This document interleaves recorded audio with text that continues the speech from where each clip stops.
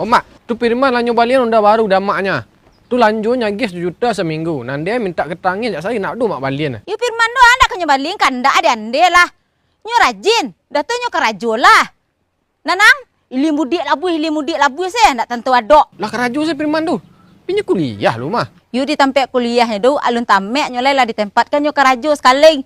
Jadi anak si Misal kan di Sindang ketiga kuliah dah. Di mana kuliah dah? Di Politeknik LP3E di kampus Padang. Tu daftar lah di sini mak. Boleh murah dan jadi rajo mak. Iya lah sebenarnya kuliah hang. Kok tu ndak badah mak daftarkan lah angki nah.